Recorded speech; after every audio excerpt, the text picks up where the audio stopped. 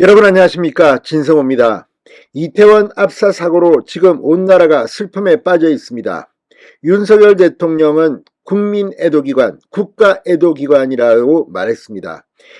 그런데 이처럼 이 민주당 이재명 대표와 박홍근 원내대표까지 긴급 공지를 통해서 이태원 참사로 인해서 각별히 음주 같은 것을 자제해달라고 당부까지 했습니다. 이게 바로 이태원 참사 바로 다음날 오전에 이루어진 일입니다. 그렇지만 이재명 대표, 박홍근 원내대표 영이 서지 않는 것 같습니다. 자, 이런 공지를 내린 당일날 이 민주당의 친명 의원인 서영석 의원이 이 당원 수십 명과 술판을 벌이고 그것도 모자라 2차까지 했습니다. 이것 때문에 이 서영석 의원 사과하고 난리가 났습니다. 그런데 역시 민주당은 영이 서지 않는 걸까요? 자, 오늘 또다시 민주당이 술판을 벌였습니다. 그것으로 모자라지 않았는지 이번에는 이 지역 매체 기자와 멱살잡이를 하고 그 과정에서 술병이 깨지는 소리가 들리고 아무튼 참담한 일이 목포에서 벌어졌습니다. 자, 민주당 이거 이제 어떻게 설명하겠습니까? 애도기간입니다. 그런데 이 민주당 이 전남도당이라고 하는데 이 뭐 도의원의 무슨 상임위원회가 모두 민주당 일색입니다. 그러다 보니까 자신들이 이렇게 술판을 벌여도 숨길 수 있다고 판단했을까요? 이걸 취재하기 위한 지역기자 핸드폰을 빼앗고 아무튼 멱살잡이를 하고 뛰어나가고 정말 술판에 폭행 시비까지 정말 민주당 망신살이 뻗쳤습니다. 이재명 대표, 박홍근 원내대표 이들을 어떻게 징계하는지 한번 보겠습니다. 진성호의 융단 폭격 시작합니다. 더불어민주당을 융단 폭격합니다. 방송에 앞서 아직 진성호 방송에 구독자가 아니신 분은 붉은색 구독 버튼 눌러주십시오. 더 좋은 방송으로 보답하겠습니다. 자, 민주당 소속 전남도 의원들이 이태원 참사 국가 애도기간의 음식점에서 지역매체 기자와 이 술판을 가지고 신랑이 승강이를 벌였습니다. 민주당 전남도당은 엄중주의 조치를 내리고 사과했지만 그 과정에서 처음에는 술을 마시지 않았다. 술은 그냥 식당에서 알아서 세팅해 놓은 거라고 했지만 취재진 KBS 영상이 갔습니다. 그리고 영수증 뭐 이런 것을 보여주니까 결국 신했다고 합니다.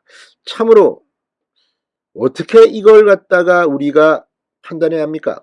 자, 뉴스원에 따르면 이 행정사무감사를 마친 이 도의회 경제관광문화위원회 의원 8명과 사무처 직원 3명은 저녁 6시 30분쯤 목포의 한 식당에서 저녁 식사를 했다고 합니다.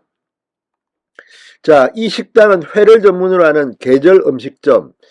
이 테이블에는 민어 등 음식과 함께 소주와 맥주병 등이 올라갔다고 합니다. 목포니까 뭐 회를 먹었겠죠.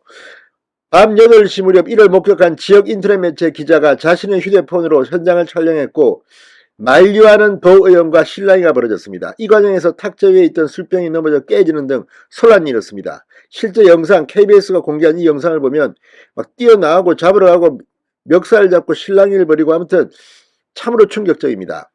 이 기자는 사건 발생 후 자신의 페이스북에 글을 올려 휴대폰을 뺏겼다고 했습니다. 그는 오후 6시에 우연히 지나가다가 도의원들이 술집에 앉아있는 모습을 본 뒤 2시간 뒤 다시 와보니 의원 4명이 남아 여전히 술자리를 벌이고 있었다고 했습니다. 참석 의원들은 식사 자리에 술은 있었지만 마시지 않았다고 했다고 합니다. 이철 전남도의회 경제관광문화위원장은 상임위 활동이 끝나 자연스레 저녁 식사를 하는 자리였다. 식당에 가니 기본적으로 소주와 맥주 몇 병이 세팅돼 있었을 뿐 마신 의원들은 없었다. 엄중한 시국에 누가 술을 마시겠나라고 해명했습니다. 또 모르는 사람이 갑자기 문을 열고 들어와 식사 자리에서 휴대폰을 들이댔다. 해당 기자의 무례한 행동을 제지하는 과정에서 한 의원이 폭행을 당하고 와이셔츠가 찢어지는 봉변을 당했다. 휴대폰은 가져가지 않고 신랑이 이후 식당에 놔뒀다고 주장했습니다.